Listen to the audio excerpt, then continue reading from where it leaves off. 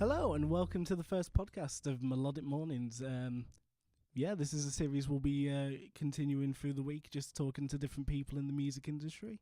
I'm your host, Reese Dennis, along with my co-host, Matt Fellows. I'm co-host Matt Fellows, as you've just said, So, we're just going to introduce a guest. So we've got Steve Cooper here today. Hi, everyone. Hi. Yeah, just to talk about a bit his sort of background into the music industry and sort of what sort of fields you've sort of worked in and things like that. Cool. So, first question really is, what areas of the music industry do you specialise in? So a bit about your background in the music industry, sort of what you've done. Yeah, just a bit of background information. I've worked in three main areas, and those three areas are still sort of pretty relevant to what I do now. So, the first thing, I've always been a practicing performer, songwriter, all that kind of stuff. So my professional, if you like, the things that I do on a practice level, so perform with different artists, do gigs, all the usual stuff.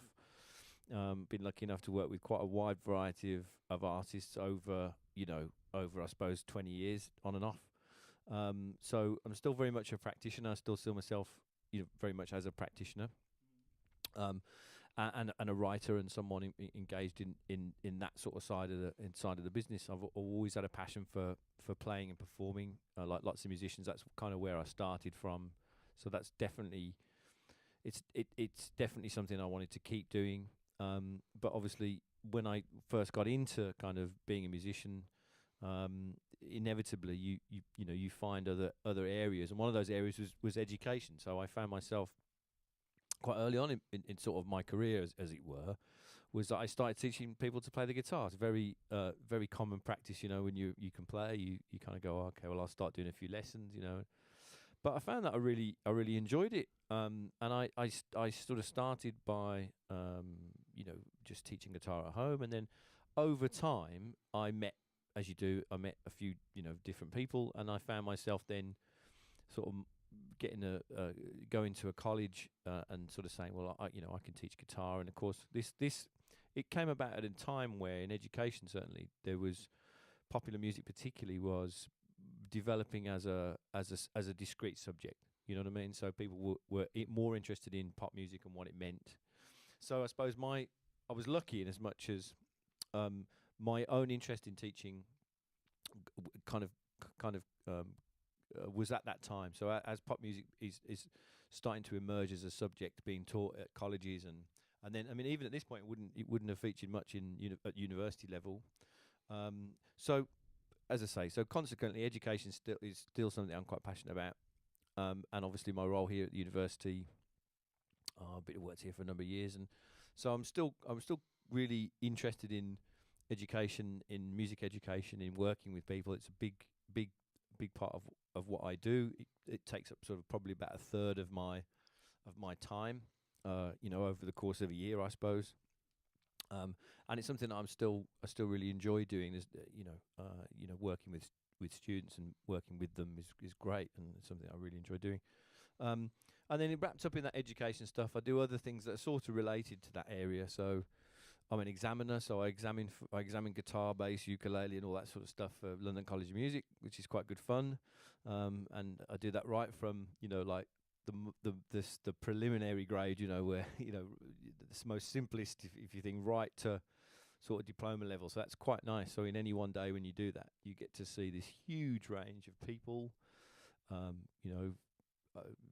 more mature people, shall we say, but lots of kids playing, and I really enjoy that. That's great. I love to see people getting excited about music, playing music. It's really good. So I do that as well. That's another thing. And I do other sort of examining roles as well at different universities, where I sort of go along and in that role you sort of like a critical friend kind of thing, and you look at the work people are doing and try and give them the benefit of your experience and advice and say, have you tried this? And that's a good thing to do as well. So there's the practice, the performing side of it, there's the education side of it, and then the third element is probably more to do with books and arranging and publishing, that sort of side of things.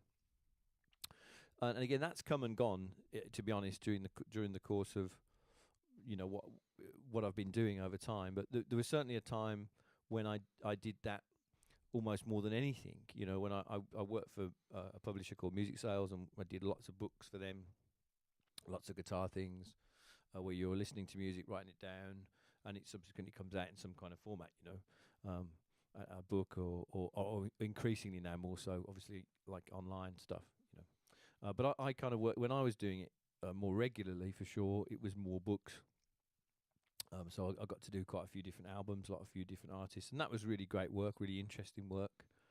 And again, it's quite a specific sort of skill set, I suppose. And then it subsequently led to me doing other stuff. So I published my own book and all that kind of stuff as well.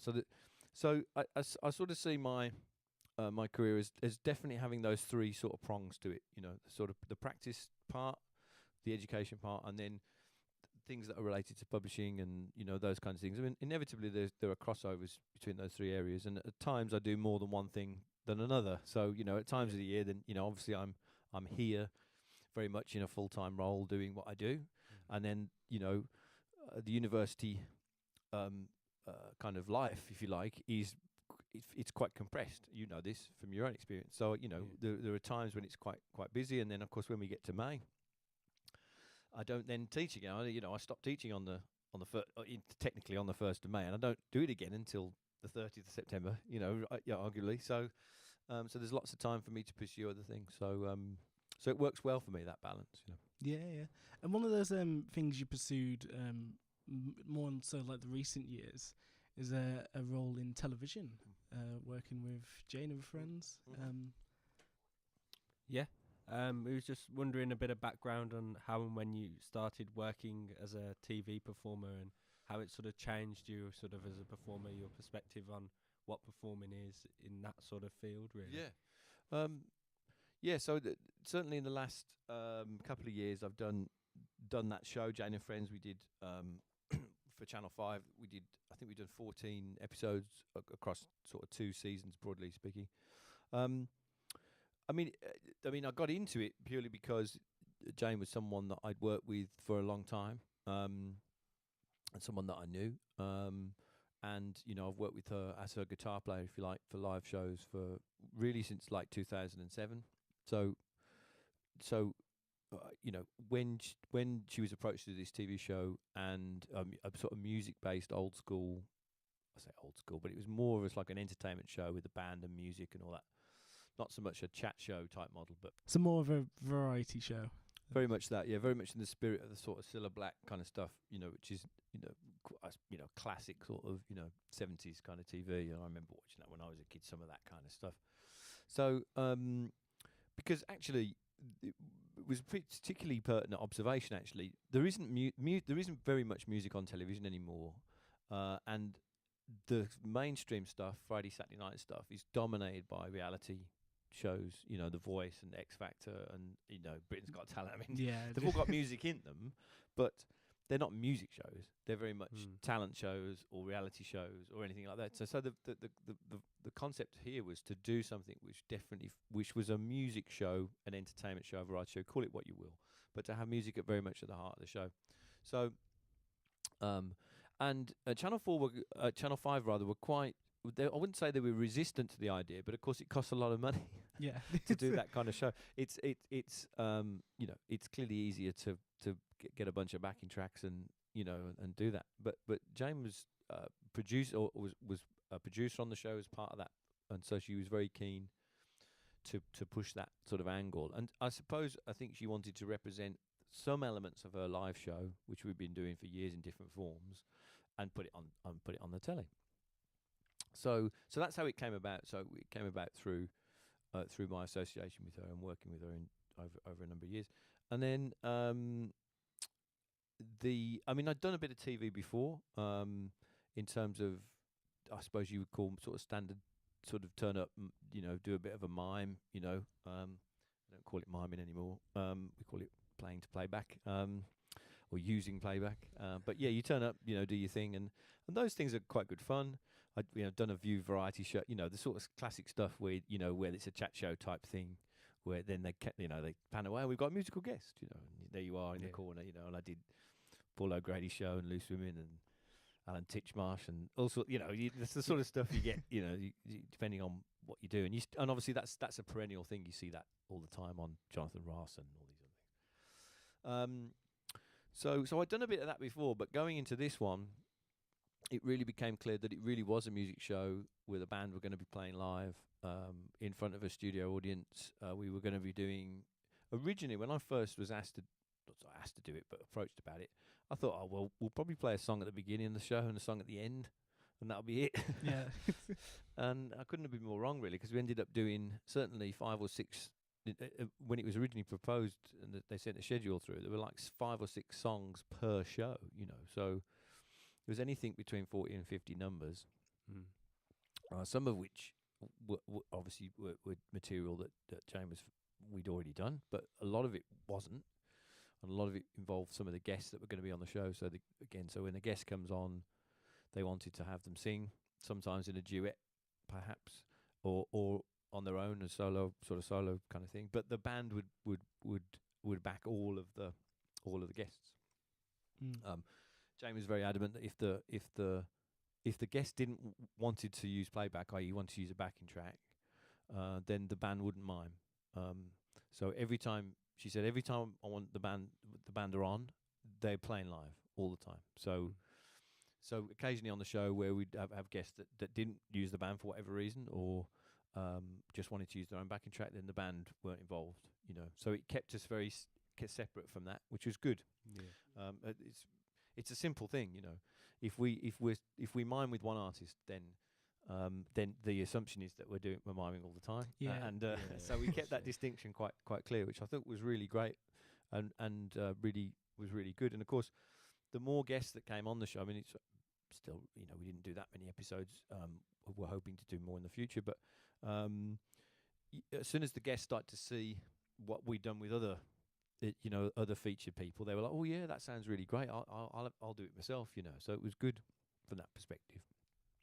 So that was the context. So so we ended up doing quite a lot of songs, in each show, and then as it expanded even further. So when we went to do season 2,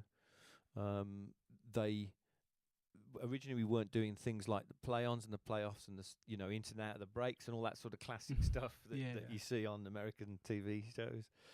So they wanted us to do. We didn't do that in season 1, but they wanted us to do that in season 2. So every time someone walked on, there'd be some kind of play-on music, playing a little skits into the breaks. They had the theme tune stuff and all that, and then the theme tune at the end, and so it became even more involved in some ways. But so that's how it came about.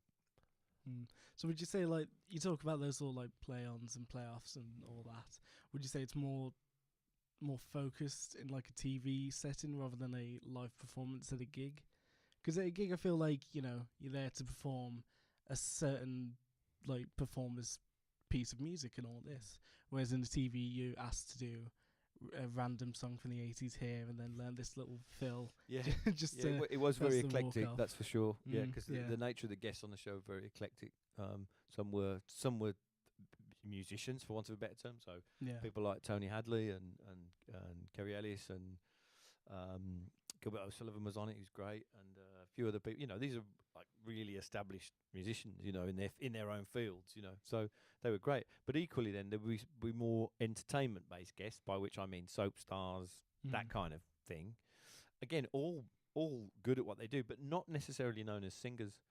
Necessarily, do you know what I mean? So you've got people like Claire Sweeney came on it. Claire Sweeney. I mean, I know Claire Sweeney from when I was like in my mid-20s, when she was in like Brookside. This is I was like, it's Claire Sweeney, It's like she was a really, if you watch the soap in the 80s, she was a huge star. And I think she's done a load of stuff afterwards, but she's not necessarily known as a singer. I didn't know she was a singer, and she came on and did this huge duet with Jane. This massive number, and it's pretty nerve-wracking. In that context, if you know what I mean, to be thrust into that, and it was quite interesting to see that in some of those kind of guests. They were genuinely, you could see that they were pretty nervous and needed some support from us. Saying, look, we'll give you a cue here, or we'll, and just being with them, and that was quite an interesting thing that I perhaps hadn't thought about before. But it's certainly very eclectic, a real mixture of stuff, crazy stuff, Can you just do this? you know, we can't. Can you do? You can't. We'll do. Can't touch this. We'll do 4 bars of that, and then we'll go into Right. some other, you know, ridiculously crazy tune, you know, which is not related, like Impossible Dream or something. You know, you're going from this to this kind of big sort of orchestral orientated, lush, massive vocal tune. But that from a musician's point of view, tremendous fun, because there's nothing, for me anyway, there's nothing more exciting than doing that sort of stuff where you're jumping from one thing to the next, and guitar changes and acoustic over here, and then this I've got to do a big solo on this one and all that. It's great fun. It's a pleasure really to get involved in that sort of stuff, I think. Good. Okay, so it's sort of really sort of what are the difference sort of between performing on television and performing at a live gig, would you say? So what would be the main differences, really, sort of to pinpoint those? Yeah. Okay. They are. In my case, in terms of this show, it was a live band performing on stage in front of a live audience. That is probably the only thing I would say that is comparable. Yeah. It's completely different. Not least because, as you kind of alluded to earlier, that when you're on a gig, or indeed when you're on a tour, you what tends to happen is, certainly in my experience, is that obviously you probably have a rehearsal period of some kind, depending on the artist that you're working with, and you go into the first few shows, and it takes a few shows for everything to sort of settle down. Probably anywhere between 5 and 10, the first 5 and 10 shows. Everyone's finding just the right thing and getting everything sorted out, and they might tweak the set a little bit. They might extend, and we need that number's too short. We need to put an extra bit in there because there's an audience thing, or someone's got to do a costume change, or there isn't enough time for someone to walk down the stairs, or all these kind of practical things. So you sort of iron all that out quite quickly in terms of the pace of the show, and again, you might tinker with the set slightly, changing the order slightly or something, or finding that sort of balance. And then after about 10 gigs, it's set.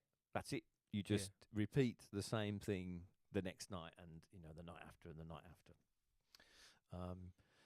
up to however many shows there are on the tour. And then the challenge then becomes, on an individual level, keeping your interest and concentration and all those things. There's slightly different challenges, I think. Yeah.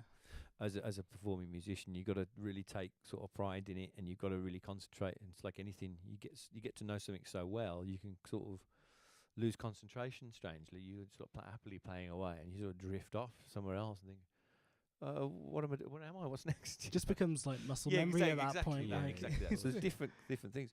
The TV thing is completely the polar opposite. So no show was ever the same, and we did. For example, in season 2, we filmed 8 episodes in 10 days, so 8 shows in 10 days. So 2 days off. So we did 4, and then a day off, and then maybe 2, I think, and then another day off, and then another 2, or something like that. And that's pretty heavy schedule wise, because I remember the feeling several times where you basically, to give you an idea of the day, we'd get there in the morning or sort of late morning. We'd have a little sound check. We'd chalk up. The band would talk. The MD would talk to us about any of the things that had changed since we last spoke about it, which is often quite a lot. They've decided to drop this and change this, and we need to do this. So we'd have a conversation about that. Maybe run a few bits and pieces that we needed to do, and then we'd go into essentially a dress rehearsal in the afternoon where they run the whole show, which can be quite a slow, laborious process while they sort bits of script out and all that kind of stuff. But nevertheless, you get to do it once and go through it, and then you basically have sort of a half an hour break, and then they wheel the audience in, and then you sort of do it for real. So it's quite a long day. But I remember the elation of when you get to the end of the show, which generally is filmed in the sequence that you see on the actual program. Occasionally they do odd things and film things out of sequence, but most of the time it was quite linear. So it felt, live in that sense to us. But when you get to the end of the show, and you sort of finish about, 9:30 or something on the evening, and then everyone goes, "It's a wrap! Yay, brilliant! Great, right?" And then you go, "Yeah, brilliant!" And then you realise that you've got to do it all again the next day.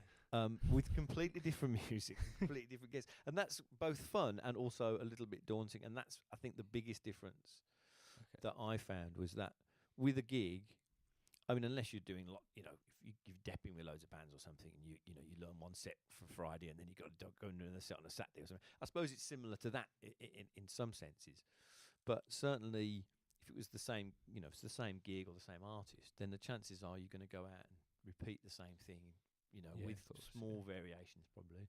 But the TV thing, just I say, we just did everything once. It's a really weird thing, and you go, yeah, we did that really well, didn't we? And of course, the next day it meant nothing because you've got to do the same again with whatever you're faced with on that particular day, or we've got to be good at this now. Yeah. And that was, as I say, challenging, fun, a lot of fun as well. But that's the main difference. So it really quite different, I think, in terms of how you approach it, sort of from a playing point of view and mentally, I suppose. Lovely. Aye. Yeah, I think we're just going to ask you a few general questions now, just about you as a musician. Mm-hmm. When did you realise you wanted to work as a musician or in the music industry, rather? Yeah, a good question. I mean, I always had a real passion for music. I started playing guitar when I was like 11 or something, and it came as a bit of a shock to my parents. Were incredibly supportive, but they were like, that neither of them were musical, played anything. It was kind of a bit of a bolt from the blue in some ways. But I'd really got a passion for music. I can't explain necessarily where it came from, but it was just something I absolutely loved. And I think back to sort of this would have been like when I was at secondary school, I guess sort of 11, 12 years old. And at school I was I just found as you do in those kind of things, I found friends that were into the same things that I was into, and so so there were like 4 or 5 of us. We were just crazy about music, whatever that might have been.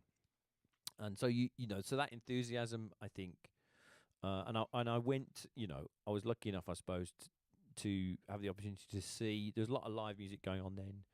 There's lots of live music going on now, but it struck me as it probably was a bit more accessible then.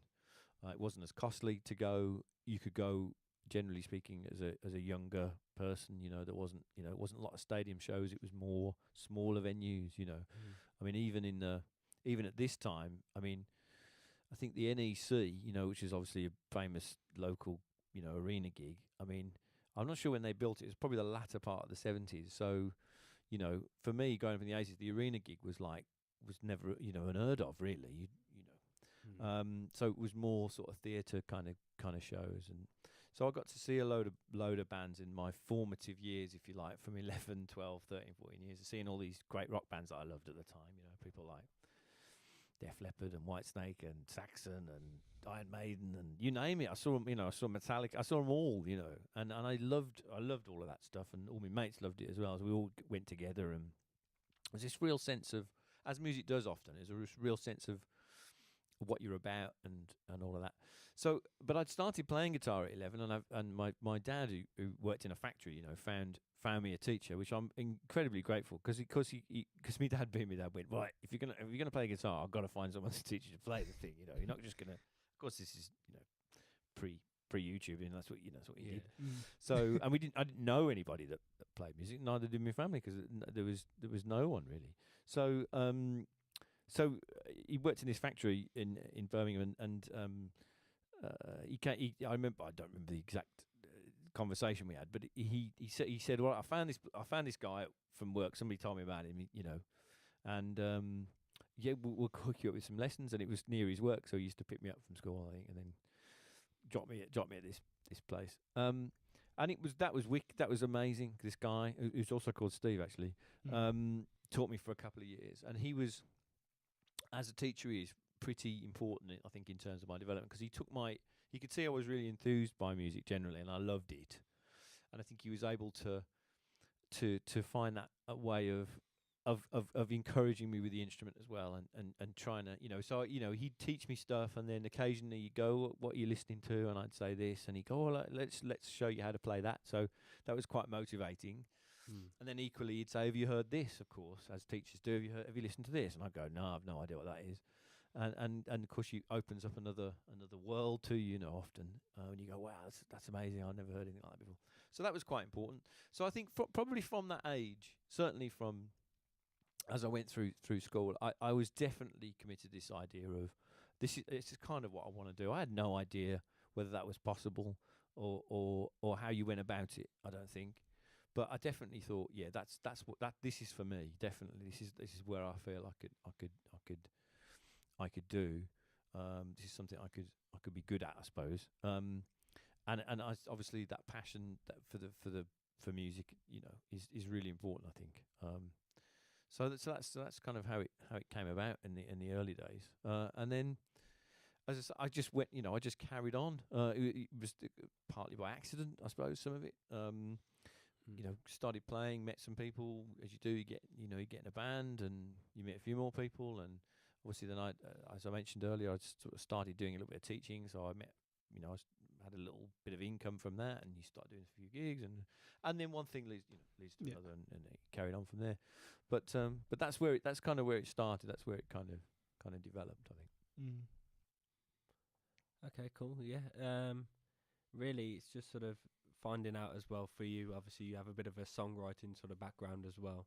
Sort of with things sort of similar to that as well. What sort of keeps you motivated within your sort of areas of work? What is your really big sort of motivation? What helps you to keep productive sort of in that sort of area? I know what you mean. It's difficult. I think sometimes all of us are faced with, you find yourself getting sort of stuck into a particular thing that you're doing, and that can feel a little bit frustrating sometimes, so you think, I'm not really doing what I want to do. If you do a particular gig for ages and ages and ages, and it can wear you down, it becomes like a job, I suppose, in some ways. So it's interesting, that idea of motivation. I think the more variety of, certainly for me anyway, the more variety of things I've encountered, I find that quite motivating, because you develop a different kind of skill set, I suppose, and different skills for different situations. I think that's really useful. And of course, in meeting lots of different people, in our industry, who are often kind of quite creative and have creative ideas and want to do things, you can be motivated by that, sort of sheer, well, that person's got a great attitude and really cool ideas, and that can be quite inspiring when you're around those sort of people. And I think that I'd like to think some of that sort of rubs off. You think that's what a great attitude, what a great approach. Maybe I could take a little bit of that, and take that idea. Do you know what I mean? I think that's really important with the kind of industry that we're in, because it is a social business in a way. You have to, I think, communicate and get on well with people. So so that's probably the answer to the question. I mean, occasionally I still hear things, and I absolutely go, "Oh, that's amazing! That's really inspiring. I want to do something like that." So I'd like to think that perhaps some of that sort of rubs off on you a little bit. You can take inspiration for that. But I still hear things, as we all do, and think it just amazing. I thought, "Oh, that's brilliant! I love that. I've got to do some of that." And it could be a guitar thing, or it could be a song thing.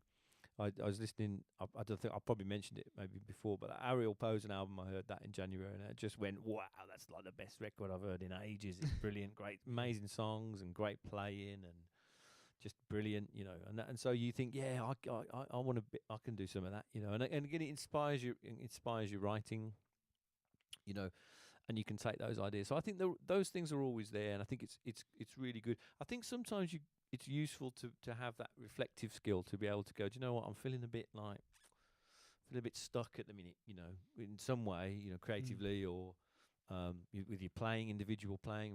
We all get paranoid about that all the time, like, oh God, I'm no good, and that person over there is much better than I am, and we all get that. We all have those insecurities. I think they're inbuilt in every performer on some level, that sense of insecurity and that sense of, oh no, I'm no good. And so I think sometimes the way that I sort of combat that is or try to, is just to sort of yeah, if you find some, listen. I again, listen to some new stuff.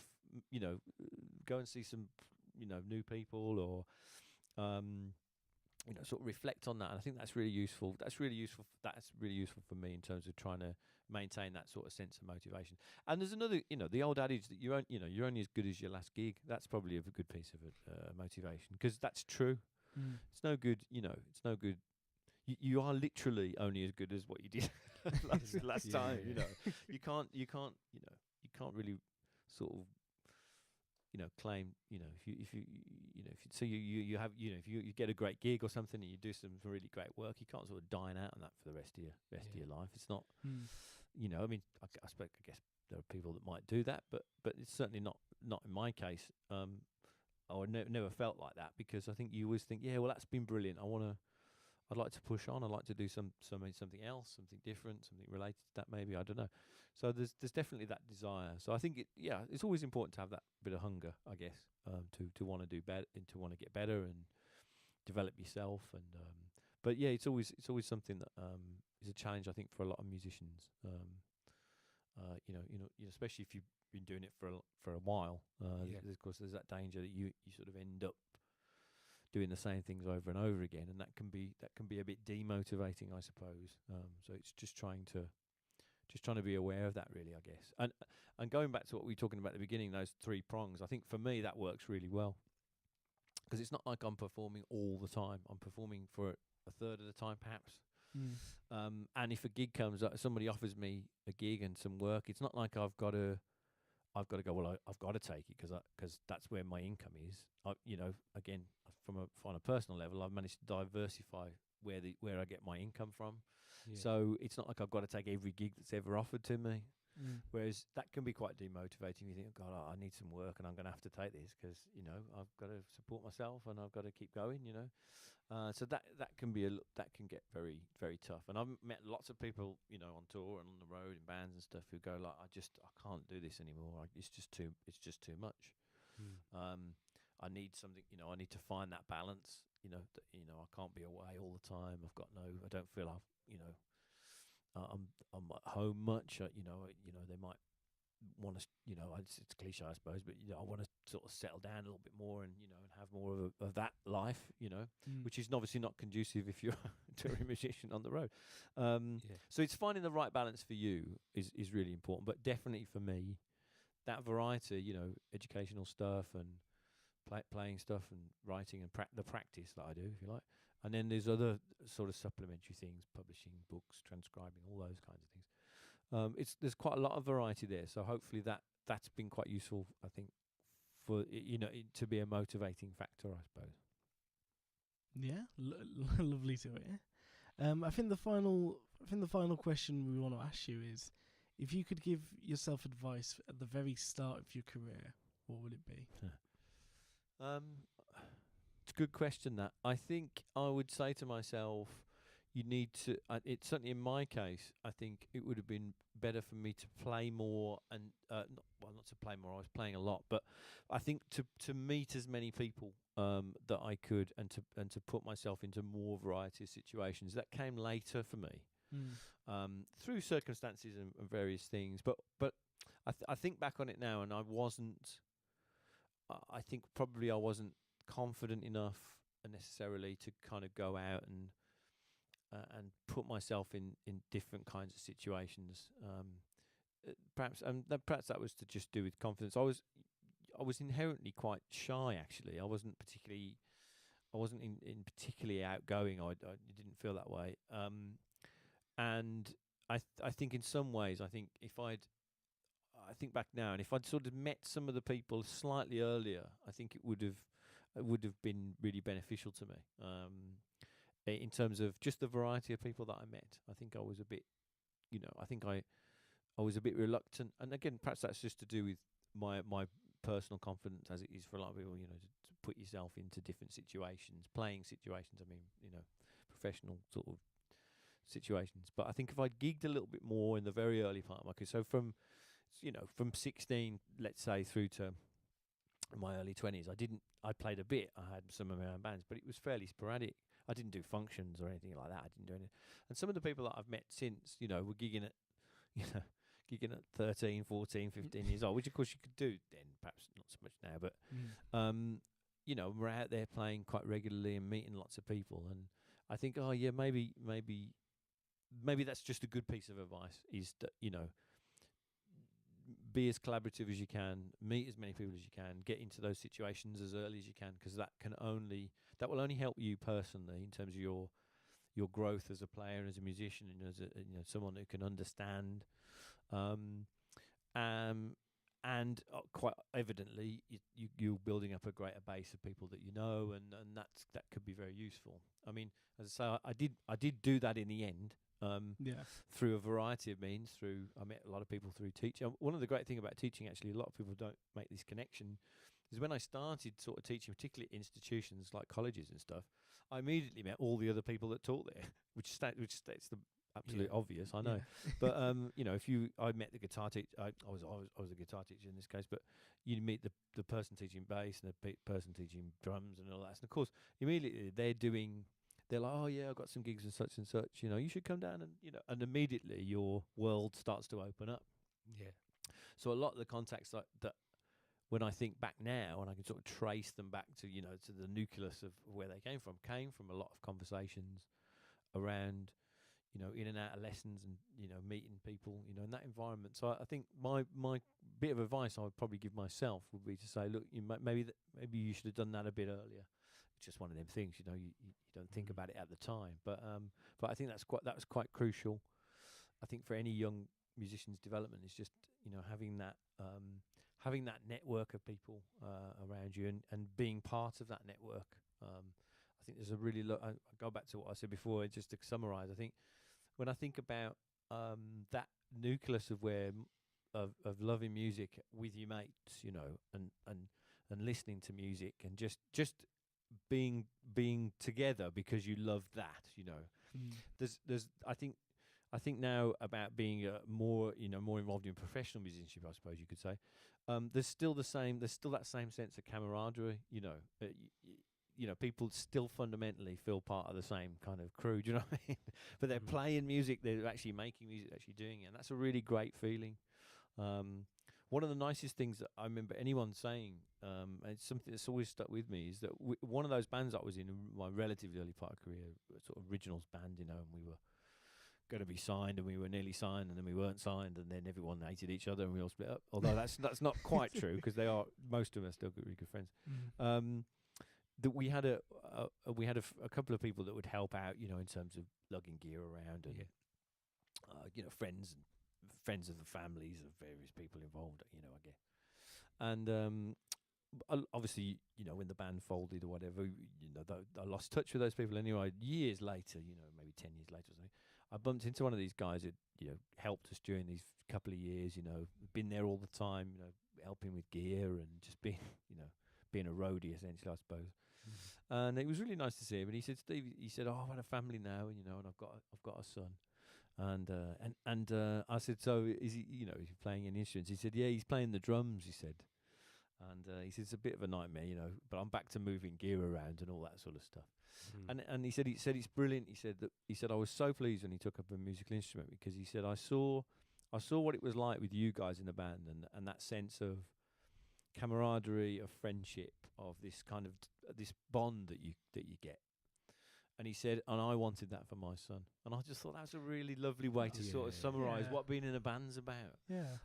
Amongst everything else, above anything else. I think that's why music's really, really special and really, really important to people, because it's about something more than that. It's often about these ties that we have. So I think in the pro world, it's easy, and I've seen it many times, and I've been close to it myself a few times. It's very easy to become very jaded and very, very blasé about all this. But, you know, I think for me, if I often keep those kinds of thoughts in your mind, because you sort of remember where you started from and why you got into this game, and then and it does help sort of crystallize what you're thinking from time to time. So it's a good thing. But I think that's that would be how I'd summarize it. Yeah, a really lovely note to end on as well. Just that camaraderie with other musicians. Yeah, you know. absolutely, yeah. Thanks again for joining the Pleasure, podcast, guys. Steve. Pleasure. You know. Thank you. Yeah. Well, thank you for listening to the first episode of Melodic Mornings. I've been Reece Dennis. And I've been Matt Fellows. Yeah, it's And been great. Yeah, have yourself a melodic morning. Don't edit that.